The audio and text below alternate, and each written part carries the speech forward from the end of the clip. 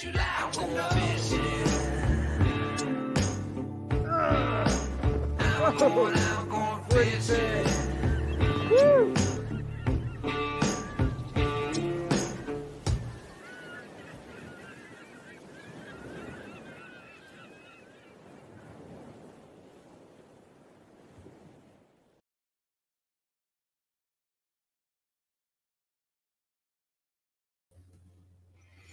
Hey everybody, Jim Salmons here, and welcome to the Kayak Fishing Show live. As always, brought to you by Ballast Point Brewing Company.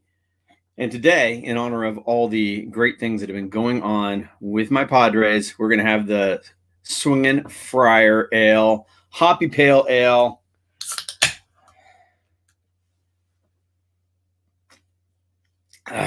Another good one. Cheers to you all. Believe me, I need a beer right now. Crazy world we're in right now, man. Hopefully this can be a distraction from what's been going on, because I certainly need it. I'm just kind of overwhelmed. But again, cheers to you. We'll talk about fishing, talk about kayak fishing. For anybody who's new to this, every Tuesday and Thursday, we broadcast some of our older episodes of the Kayak Fishing Show. Tuesdays, we do the Jackson Kayak Years, so some of the newer stuff. On Thursdays is really the throwback. So like today is from season 2, episode 12. We are now filming season 12. So been at this a while and having a good time. So thanks everybody who joined us on Tuesdays. Also, if you were here with us on Tuesday, we have with us Patrick Sabile at the beginning of every show now, going over some of his lures and offering you guys a discount. And I should throw that up for you for the people that are interested. And again, this is at abandofanglers.com. If you want to go over there, you can use the discount code. Now, the 24-hour discount code is passed, but if you use the lower discount code there, the YAX04-15, you can get a 15% discount on any of the hyper elastic lures, which includes the dart spin, which is, of course, one of my favorites that I've caught about 35 different species of fish on. So there's that code. I'll leave it up there for a second if you want to look. And again, that's at bandofanglers.com. A couple people, and I apologize, on Tuesday, because we have Patrick on at the beginning and then we want to get through the episode with another guest, didn't get to a whole lot of the comments, but I do appreciate all you guys who do comment and join us every week. Nicholas, thank you for sharing that. So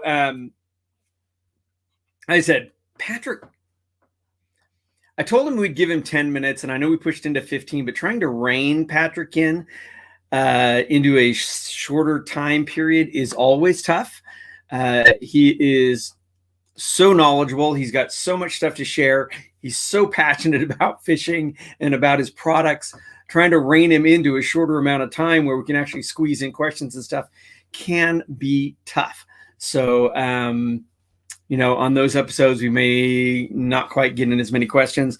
I generally try to go back and answer questions after the fact, if I can, and if they relate to stuff I've been talking about. But again, they are fun. And if you want to learn a lot, like I said, for the next 6 weeks, the first 10, 15 minutes of each show, we'll have Patrick Sabile.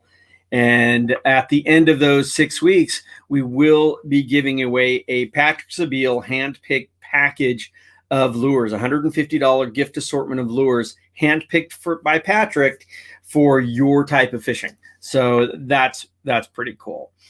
So anyway, as I said, every Tuesday is the kind of newer stuff, Jackson Kayak. These Thursdays are the Ocean Kayak Years, the older stuff.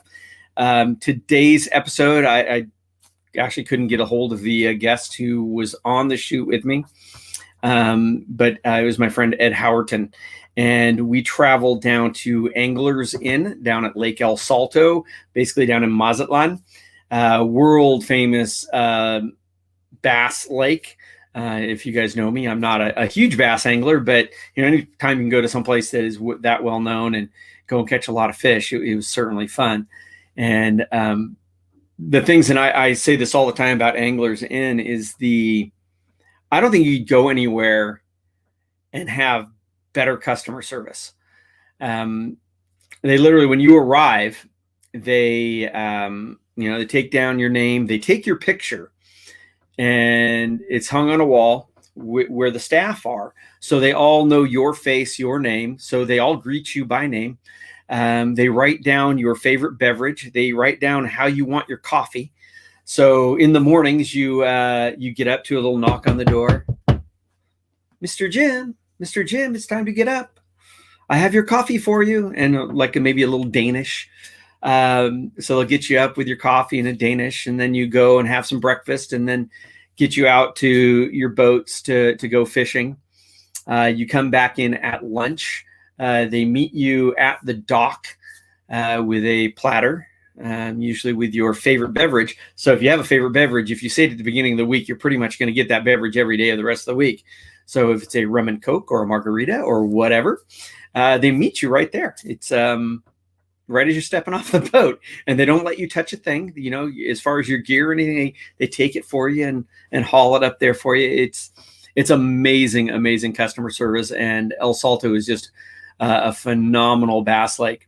Another part of this episode, we went actually down to the coast and did some fishing with Billy Chapman Jr., who is the owner, and went fishing off the kayaks for Roosterfish. So a pretty cool place, a great company, and like I said, amazing customer service there. Let's see, there was a couple of comments here. Nicholas, who gave us the Band of Anglers, and Liam, who is watching over at Kayak Fishing Tales. And again, people are new to this, maybe watching it on Facebook. This also airs at the same time live on the Kayak Fishing Show group page, as well as on YouTube. That's, again, kayakfishingtales.com, our YouTube channel, so you can watch all of our stuff there. So because I don't have a guest, I don't have a lot of stuff to banter on about this, so we'll stop at the next commercial break and answer any questions, anything like that. But for now, let's let this episode roll.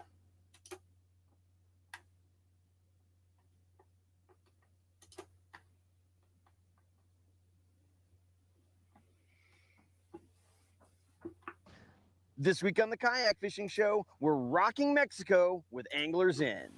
Legendary outfitter and angler Billy Chapman Jr. is our host and guide at his famous Anglers Inn here at Lake El Salto.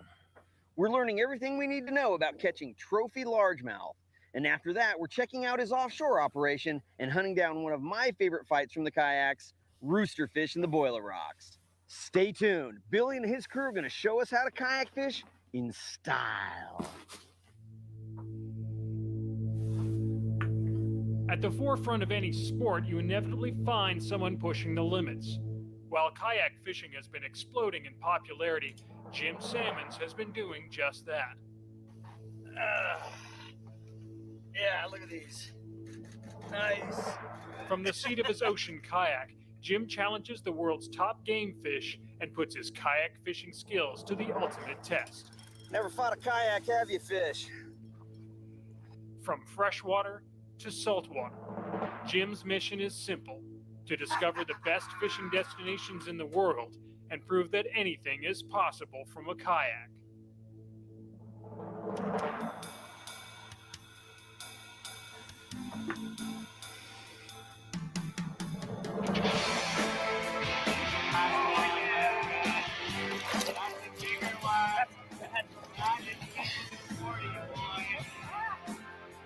I got the burger in it.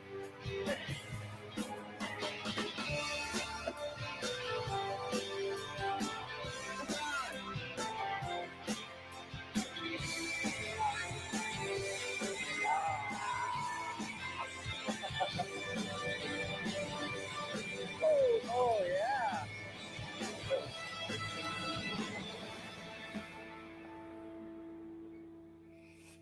The Kayak Fishing Show is brought to you in part by Ocean Kayak, makers of the Trident series of fishing kayaks, ex officio, clothing, footwear, and gear for the adventurous spirit. Standard Horizon, nothing takes to the water like Standard Horizon. Maui Jim, eliminate glare, turn up the color. Scotty, the way to fish. Seagar, the inventors of fluorocarbon. And Yakima rack systems and trailers. Take it easy. Last week on the Kayak Fishing Show, Jim Sammons and Ed Howerton arrived in Mexico, where they hooked up with renowned angler Billy Chapman Jr. at Anglers Inn Lodge on Lake Mateos. For 3 days, the guys pounded the water and learned why Lake Mateos is considered one of the best bass fishing lakes in the world. Not quite the big one I saw boil there a minute ago. There's biter right there. Something like that. It's a smaller one, but we'll take it.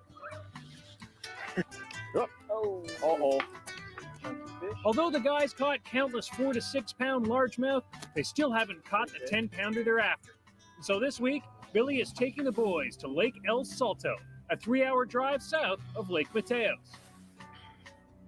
Lake El Salto is a man-made lake spanning 27,000 acres in the foothills of the Sierra Madre Mountains. With double-digit bass being a commonplace catch, it's not surprising that the lake is referred to by many notable bass anglers as the best trophy bass lake in the world. I'll put El Salto against any lake out there in the world today, and I'll challenge any lake in the world today, weighing 5 fish a day for 4 days total weight. And that's where El Salto's king. And The guys arrive at Anglers Inn Lodge at El Salto, and it's immediately apparent why Anglers Inn is considered one of the premium fishing lodges in the world. Situated right on the banks of Lake El Salto, nobody roughs it at Anglers Inn. Having settled into Lake El Salto, the guys grab their fishing gear and head to the water. It's time to find out firsthand how great the fishing is. So we're here at El Salto at Anglers Inn, heading out for our first morning at this lake. This lake's known for some really big bass, so we're using these support boats to get way back in the lake, hopefully fish some waters that the other guys aren't hitting, and get in amongst these trees and get on some early morning surface action. We really want to get a big bass off the kayak, so we're going to go get them right now. Stay tuned as Jim, Ed, and Billy continue their hunt for the big hit on Lake El Salto.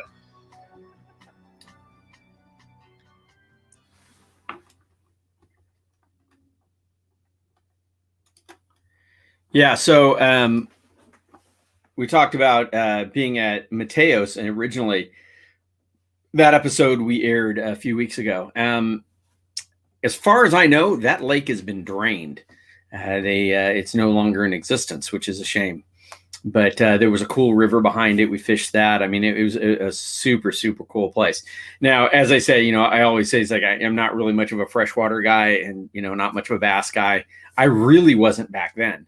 I mean, again, this was only the second season of our show, and I really wasn't doing any freshwater fishing at all back then. So I've done a lot more freshwater fishing since then, a lot more bass fishing. Still don't consider myself, a real bass angler per se, but I've learned a lot over the years since we shot this one. So that's why, I brought like my friend Ed, who did a lot of bass fishing with us on this trip to give me some instructions so I could learn. So if you guys can, please, throw some questions out there. I always ask this, if you can share these with your friends, I really appreciate it. Try to build the audience all the time and get a bigger reach, which allows us to keep doing these things. So let's keep her going. This episode was brought to you in part by Yakima and their Rack and Roll Trailer. For more information about the Rack and Roll Trailer, visit www.yakima.com. This week on the Kayak Fishing Show, Jim Sammons and Ed Howerton are on Mexico's legendary Lake El Salto on the hunt for monster largemouth bass. I've always wanted to come to this place. I've heard just great things about the operation and insane things about the big largemouth bass you can catch here. So we're out after it, and hopefully we're going to get a big one for you today. To show them around, they've hooked up with National Freshwater Fishing Hall of Famer Billy Chapman Jr. Billy is the owner of Anglers Inn International, a world-renowned outfitter with 5-star lodges on Lake Mateos and Lake El Salto. Anybody who comes to Anglers Inn on El Salto or Lake Mateos can take advantage of their fleet of sit-on-top fishing kayaks. So anybody who wants to even just come down here and fish the boats one day can also take out their kayaks and try those for a day. Someone shoveling coal through my brain. My bones are like steel rails. All my boys can do is wait. Right off the bank, man. That was awesome. See that magic swimmer all the way up on the Come bank. Saturday night, Just seem two like cranks off the everybody bank. knows when I'm a-coming into town. They say That if was you stop beautiful, Ed. listening, you hear whistling the Nice. distance and a rumbling coming from the ground. And once I get going, I can't seem to stop. So you best be getting out of my way. And you better wave goodbye. Come Oh, in tonight. he's underneath the Never branch. knowing I'll be coming back again. Feels like anyway.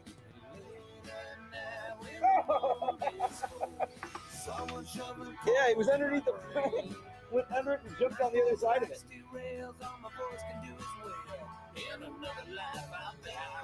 There you go, Will. A different species.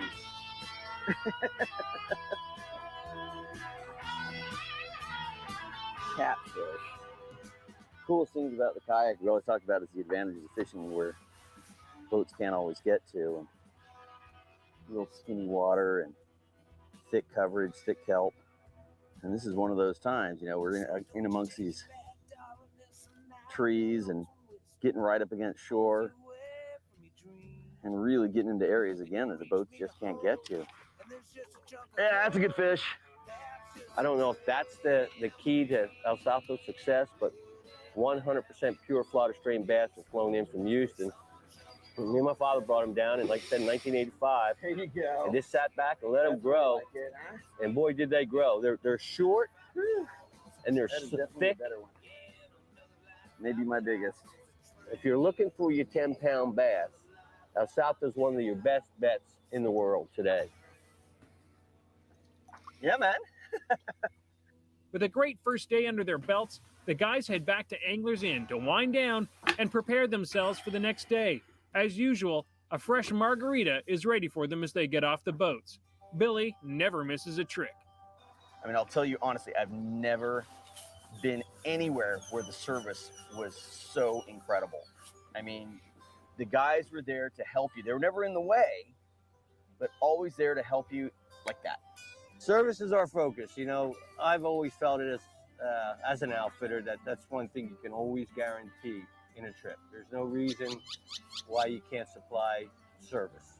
Can't guarantee about catching 100 bass a day, but service is something that's there that should always be there, and we guarantee it. And Well, I mean, I had been hearing about El Salto for years, and the first time I ever talked about coming out of Mazatlan, it was like, we've got to go to El Salto. You know, and I'm not even a freshwater bass fisherman, but I just said, you know, it's one of those places you have to go, right? I mean, for a bass fisherman, it's probably right up there on their list of a place you have to go. And after experiencing it, I can understand why. We didn't lack for anything. There, you know, when we got there, you don't touch your bags. You walk in the room, everything's taken care of. There is a tray of margaritas when you walk up. It's actually it's pretty amazing. I'm not used to being pampered, so to have that people, you know, walk around and have be there at your beck and call, you know, it's pretty amazing. I'm overwhelmed by it all. Well, this girl that gets into it. Although you don't need to have any kayaking experience to enjoy kayak fishing, there's no doubt that good paddling technique is a real asset. And so this week, world champion kayaker Ken Whiting talks about the 3 golden rules of kayaking. Brought to you by Ocean Kayak, makers of the Trident fishing kayak and the Torque, featuring a Minn Kota motor. One of the greatest things about kayak fishing is that anyone, a complete beginner, can go out, catch fish, and have a great time. But as you get into kayak fishing and you want to start pushing things, catching bigger fish, traveling further out, fishing in rough conditions, paddling technique really becomes important. And that's where the 3 golden rules of kayaking come in. The 3 golden rules of kayaking are a set of rules that'll let you paddle the most efficiently, comfortably, and safely. The 3 golden rules state that 1, you need to let your upper and lower bodies work cooperatively but independently from each other. 2, you need to maintain a power position with your arms. And 3, you need to use the power of torso rotation for all your strokes. The first rule is letting your upper and lower bodies work cooperatively but independently from each other. What that means is that while my upper body is performing one task, my lower body can perform a totally separate task. This separation comes from the hips, and it requires that they stay loose and relaxed. With loose hips, you can keep your head and body balanced over the kayak while your boat goes with the flow. The second golden rule is maintaining a power position with your arms. This keeps your shoulders safe while you're paddling and lets you get the most power for each stroke. Now what this means is that my hands need to always stay in front of my body when I'm taking any type of stroke. And that means rotating the upper body to do so. This doesn't mean that you can't reach to the back of your boat to take a stroke. It just means that in order to do so, you'll need to rotate your whole upper body so that your hand stays in front of you. This act of rotating the upper body is fittingly named torso rotation. Not only does this keep your shoulders safe, but it lets you harness the most power for your strokes, which is why it's our 3rd golden rule. Now, using the power of torso rotation for all your strokes simply means that you're going to be using more than just your arms and shoulder muscles. You're using your whole upper body to power your boat. This means you're going to be paddling much more efficiently. Torso rotation involves twisting at the waist as you take strokes, rather than just pulling with your arms. You can see how much power you get from torso rotation with this simple drill. Try forward paddling with your arms locked straight. The only way to pull your paddle through the water is by rotating at the waist. So there you have it, the 3 golden rules of kayaking. And now something to know is that these rules apply to all types of kayaking, not just kayak fishing. Until next time, I'm Ken Whiting, and that's your kayaking tip of the week. For more tips, And I always reiterate this. I think one of the reasons that pedal boats have become so popular is because a lot of guys don't take the time to actually learn how to paddle properly. So getting a good, some good paddling instruction, so you learn how to actually use a paddle, makes a huge difference. A pedal boat, pretty much anybody can get on one and, do the pedal motion or the pedal, stair step motion, what have you. Paddling does take a certain amount of technique. Once you have that technique, you become more efficient and you're using the whole body. I know a lot of people will say the pedal boats are better because you're using your legs, which are stronger than your arms, which of course is true. But as a paddler, you don't use just your arms. You're using, as Ken was saying in that tip, a torso rotation. So you are using your whole body. You're using your legs. So if you are going to a paddler, and again, there's nothing wrong with pedal boats, but if you are going to be a paddler, invest in a good paddle. I can't reiterate enough how important a good paddle is. I love my Werner paddles, and get some good paddling instruction so you become an efficient paddler, so you can cover more water more efficiently. You're not going to get exhausted, because if you're just paddling with your arms are going to get tired quickly. Mitch, how are you, man? Thanks for joining us. Ramses, also joining us from Kayak Fishing Tales. Thank you guys so much. So with no further ado, let's keep this thing rolling. Again, if you have any questions, please shoot them up here. It always makes for a more entertaining show when I'm getting questions. And we always ask again, if you can please share these videos with your friends. tips and tricks and some incredible kayak fishing action, check out Kayak Fishing Tales Web TV at kayakfishingtales.com. After a good night's rest, the boys are up and at it early again for another big day on Lake El Salto. Big fish.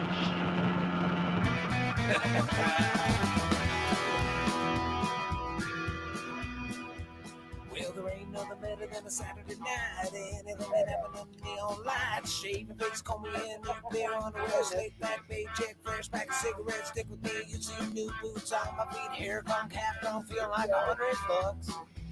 like 100 bucks. Well, I'm going downtown, I'm gonna try my luck, and I ain't going down till the sun comes up. You got your balls, roll game, a bowl, dry your best, a look cool, jump back, shot a jack, drug dinner in the back, dance for one more head's gonna be sore. Listen, honey, here's some money, another round, keep on coming. Just keep them coming. Well, there's a pretty little waitress running off her feet. Don't give a number to punks like me. She got the short skirt, loves a flirt, so pretty it her shaking hips, red lips, only in it for the tips. Nice smile, drive you out. I wish I wasn't so shy. I bet she got a boyfriend. Don't give a damn. I don't give a damn. I honestly, you know, I don't know if you can teach it, but patience is a virtue. I mean, honestly, I always keep a smile on my face, no matter if I'm catching or not. I'm always smiling. You know, I don't get worked up. If I lose a fish, you get a little bummed for a few minutes, and you go on about your business. But don't let losing a fish ever take you out of the game. Oh, he's off. Well, I thought I was going to be on camera there for a minute with a fish, but hit that release button with my Strike King, and it does work. They will go away. But I know that they are.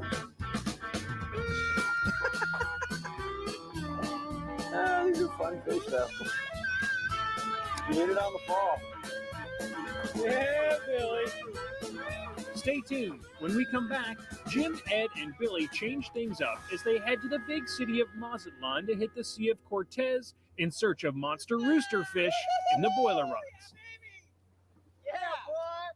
The Kayak Fishing Show is brought to you in part by Ocean Kayak, Ex Officio, Scotty, Maui Jim. Of course, these are old sponsors, other than Standard Horizon. Still a sponsor. California Press.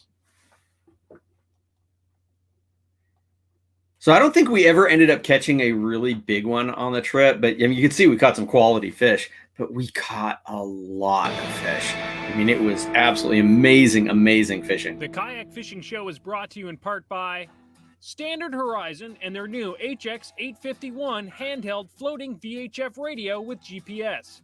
Nothing takes to the water like Standard Horizon. After 2 fish-filled days on Lake El Salto, Jim Salmons, Ed Howerton, and Billy Chapman Jr. have made their way back to Mazatlan to test their luck in the Sea of Cortez.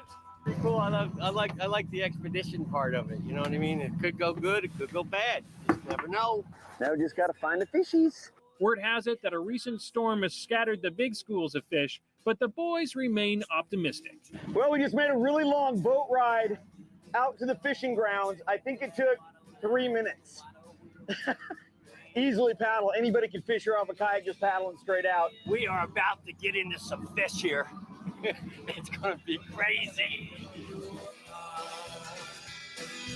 Darling, I can be there. Don't tell me that you don't. Running out to sea is perfect.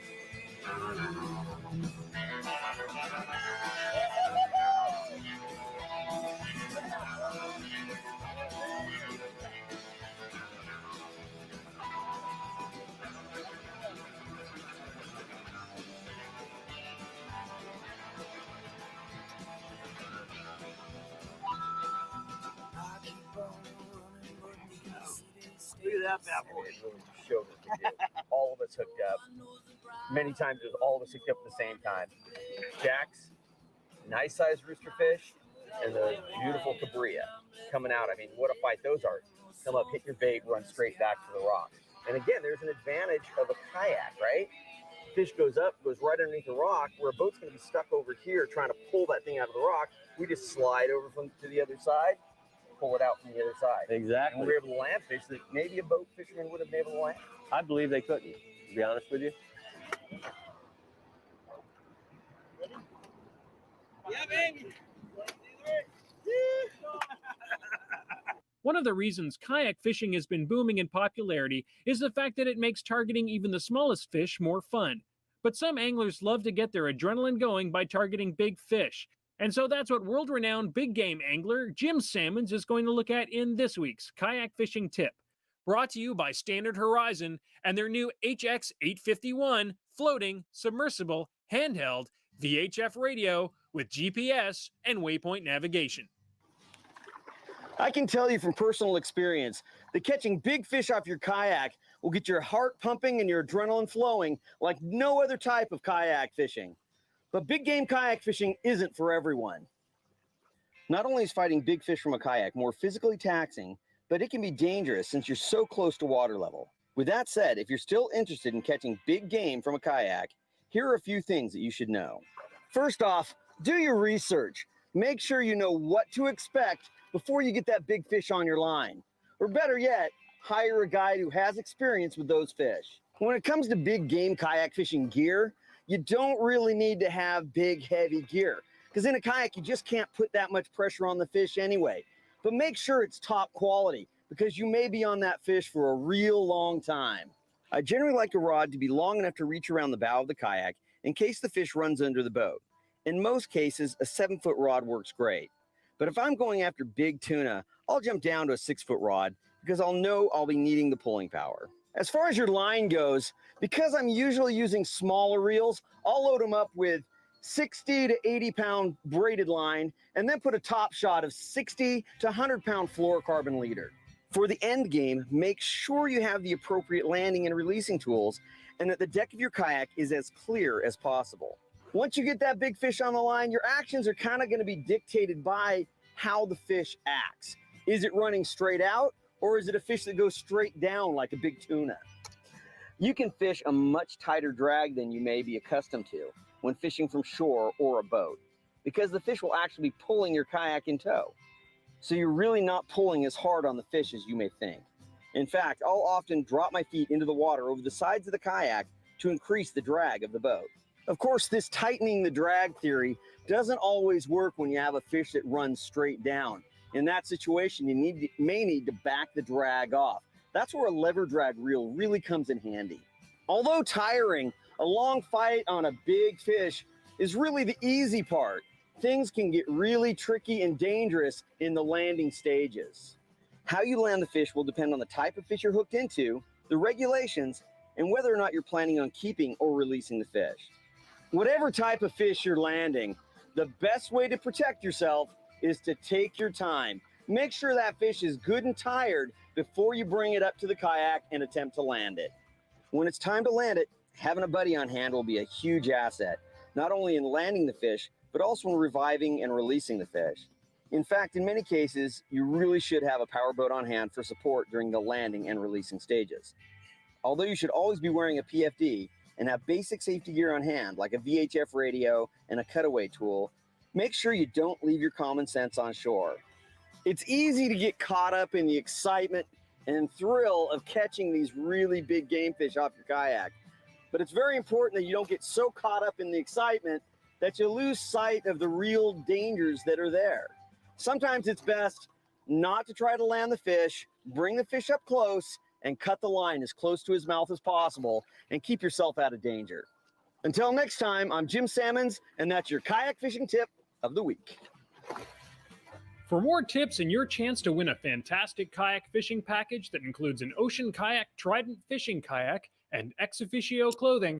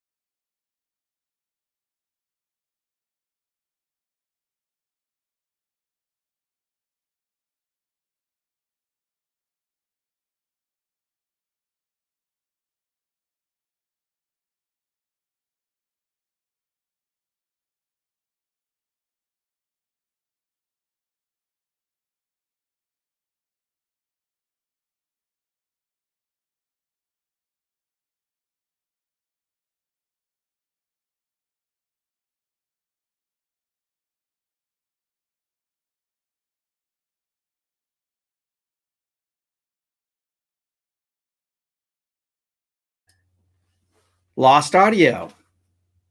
I had a coughing fit and I muted myself. Sorry, people. I didn't see the comments either. So I just rambled on about that tip segment. So anyway, what I was saying was the size of gear that you are using. In that tip segment, I mentioned it, that you need quality gear, not big gear. And I seem to see it a lot more now where guys are going after big fish in their kayaks, are using really big gear, much bigger than I think you need. I've dealt with a lot of big fish, a lot of marlin, a lot of big tuna. Never had a fish get even halfway into my spool. I tend to fish a tight drag because the kayak moves. So again, very good quality gear. Making sure that you have something that doesn't flex. Like I said, I use the Siegler reels, the SGN. I mean, I've got big fish. I've got 100-pound tuna on an SGN little reel. The SG, the LGN are generally going to be fine for big game fishing off of a kayak. And the main thing there is you're not using that big reel, really heavy rods that are basically going to wear you out. I just don't think you need that big of gear. Quality gear. Use good quality gear. Like I said, I use Siegler reels. I think they're the best. Kind of digging how my hat is picking up the green screen. Wouldn't it be cool if it did that all the time? I'm easily distracted. So anyway, there were some comments, and I do apologize for the audio dropping. That was, like I said, I had a little bit of a coughing fit, and I had muted my mic, and I forgot to turn it back on. And it's not really obvious when you start that that happened. Anyway, Mike McKenna. Hi, Jim. Just bought a Jackson Mayfly and love the stability. It's my first new boat since the Trident I won from your show. That's funny. Yeah, the Mayfly is a heck of a platform. Really set up. It was designed as a fly fishing boat. But of course you can do any kind of kayak fishing off of it. But yeah, super, super, super stable. So if you're looking for a stand-up platform, it is a great one. And thank you, Aline, for letting me know that I had no audio. And yeah, that was mainly the rest of the comments. Stan saying great paddling tips. Yeah. Well, Ken was a former whitewater world champion kayaker. He does all kinds of kayaking. So if you're going to get good tips on paddling, Ken is the one. But like I said, the main thing is if you are going to be a paddler, I say it again, invest in a good paddle and take the time to learn how to paddle properly. Learn how to use that torso rotation, learn how to use your whole body, and you'll be much, much more efficient. And what I always say is the one thing that pedal kayakers will never get that a paddling kayaker can enjoy is glide. Pedal boats don't glide because there's all that mechanism below the water and they just stop. So if you're in a paddling kayak, a nice fast boat, the Kraken, and you get that boat that just moves through the water, it's that's why I got into kayak fishing, is I loved that paddling and the glide through the water. So anyway, let's I think this is probably getting pretty near the end of the show, so let's run the last bit of it. Visit kayakfishingshow.com. Have you gone kayak fishing yet? You need to. Billy and his crew have made this one of the greatest trips a kayak angler could hope for. But after a week of incredible fishing, it's time for Ed and Jim to head home to San Diego. If you want service second to none, you're going to want to visit this place. We've had a great time. Well, it's time to head home. My taxi just got here. Whenever I'm throwing lures, I want to make sure those fish are going to stick. That's why I've switched out all my treble hooks to must-add KVD Ultra Point treble hooks. They're super strong and have a short shank that prevents the lures with multiple hooks from becoming tangled. More importantly, all must-add Ultra Point hooks use a 3-step grinding method, which lets them remove less metal from the point without compromising the sharpness. That means your hook stays sharp for longer which at the end of the day means more fish landed. You can see all the great Mustad products at mustad.no. Tune in next week to the Kayak Fishing Show as Jim heads back to his home waters of La Jolla and hangs out with a few of his friends from the past seasons. They say you work hard enough, and it'll all come to you. Well, I've been working like... Stop that thing. So again, apologize for the audio issues there. Mike, hope my back is on the mend. My back is always an issue. It kind of depends on the day. Actually been using a product, THC involved salve that actually seems to help quite a bit. So that's a good one. Stan, what is a good kayak for beginners? Stan, that really is a tough one. Mainly because you gotta, there's so many questions involved. Your budget, obviously. How big are you? How tall are you? How heavy are you? What waters will you be paddling? A lot of times when I say, people want a good kayak for beginners, I always say it's like, if you get out there and try it and you like it, maybe not necessarily get a kayak for beginners and get the right kayak, because do you really want to buy one and then, a year later turn around and buy another one? I'd say buy an established brand like Jackson Kayak, who I work with now.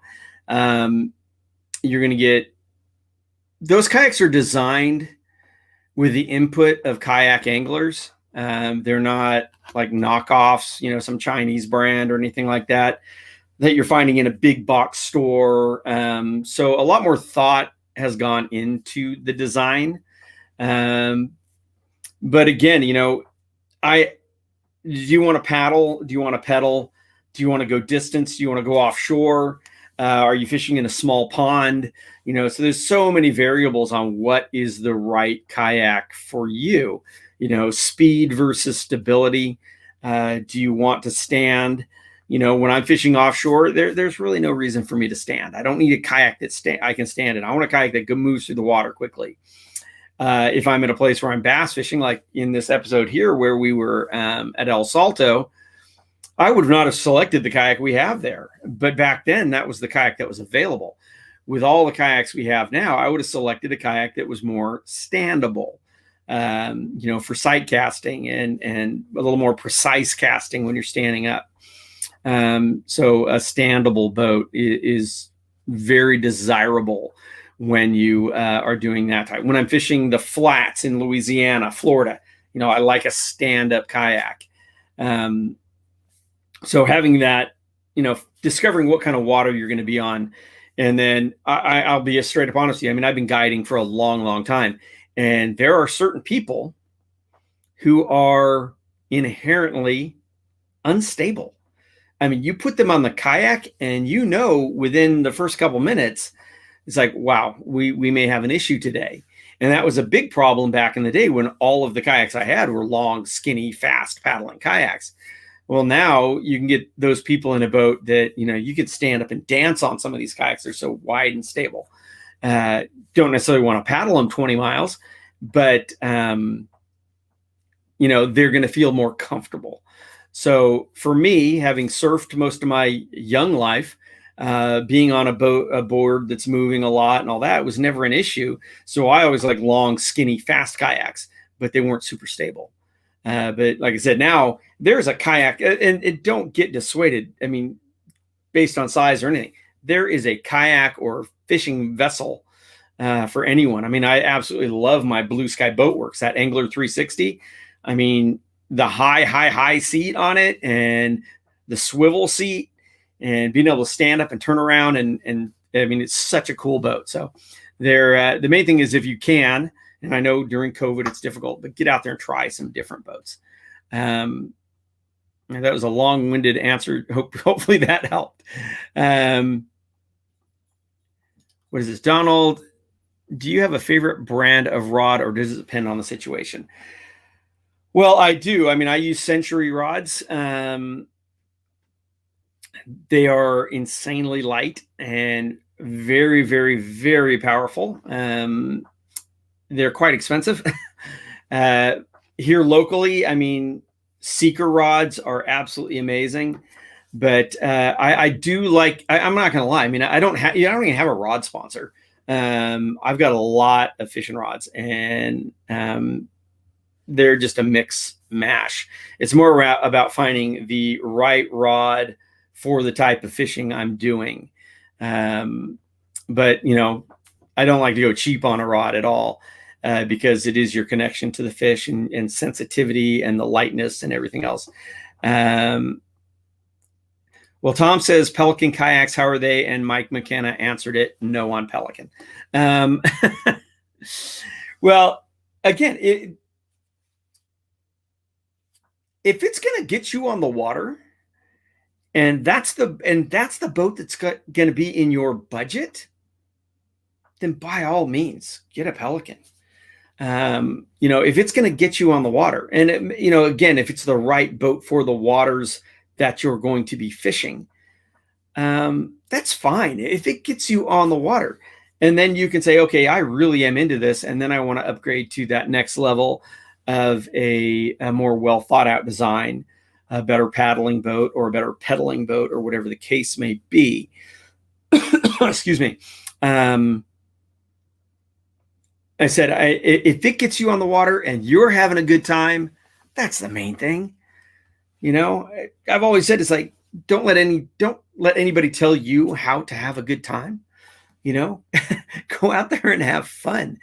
Whether it's on that Pelican or whether it's on a Jax or an Ocean or a Wildy or a Hobie or whatever, if you're having a good time, that's all that matters. Now, I would say, you know, don't get what would be called a wreck boat, which is an open cockpit. That's, you know, 9 feet long, and take it offshore in La Jolla. You know, that's not the right boat for that situation. It's not safe.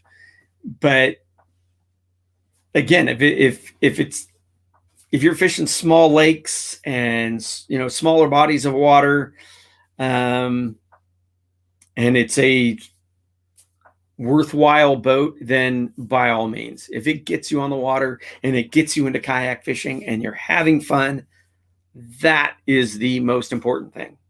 But of course, always wear a PFD. Always wear a PFD. We are adamant about wearing a PFD. And I know actually there was some footage in there where I wasn't wearing a PFD, but